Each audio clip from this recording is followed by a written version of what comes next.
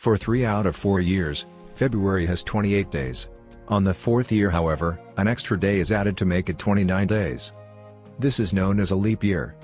One of the more popular myths as to why February is the shortest month, is that Roman Emperor Augustus Caesar stole a day so he could add it to August, which was named after him. But that is not true. Rather, February has 28 days because to the Romans, the month was an afterthought. You see, our modern calendar is loosely based on an old and confusing Roman calendar. Legend has it that Romulus, the first king of Rome, devised a 10-month lunar calendar that began at the spring equinox in March and ended with December. That's right. January and February did not exist. To the Romans, winter was nameless and dateless, and there was no system for keeping track of the days. The second king of Rome, Numa Pompilius, decided to make the calendar more accurate, by syncing it up with the 12 lunar cycles, whose length is about 354 days. So what did he do? He tacked in 2 months, January and February, right after December to account for the new days. The new months had 28 days each. But that did not sit well with the king, because even numbers were considered bad luck at the time. So, he added a day onto January, giving the year an odd-numbered 355 days. No one knows for sure why February was left with 28 days, thus remaining an unlucky month. But it may be related to the fact that Romans honored the dead, and performed rites of purification in February. In fact, the word February means to purify in the dialect of the ancient Sabine tribe. But this calendar was still flawed. Following the lunar cycle worked well for a few years, but soon the seasons became out of sync with their typical months. But give it to the enterprising Romans to find a fix.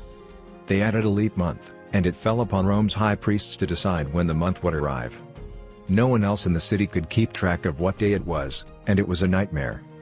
It was even said that the officials in charge of date-keeping took advantage of this system to extend their time in office. Then, in comes Julius Caesar. While in Egypt with Cleopatra, Caesar was amazed by the superiority of the Egyptian way of calculating time based on the movements of the sun, rather than the moon. The advanced Egyptians determined the tropical year at 365 days, very close to the actual revolution of the Earth around the Sun. Their year was divided into 12 months, all of which had either 30 or 31 days except February, which contained 28 days in common years and 29 in every 4th year. Cleopatra's astronomer Sosigenes convinced him to institute a calendar based on Alexandrian reckonings when he returned to Rome. And when he finally returned to Rome, Caesar did just that. He commissioned an expert to put aside the lunar origins of the Roman calendar and make it sun-based, like the Egyptian one. He added 10 days to the Roman calendar, and an extra day in February every 4 years. Now, the year averaged out to 365¼ days. It's interesting to note that leap years initially inserted the extra day between February 23rd and February 24th. There was no February 29th in the Julian calendar.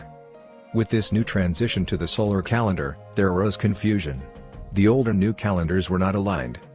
To get Rome back on track, days were added to the year 46 BCE, and as a result, the year clocked in at 445 days.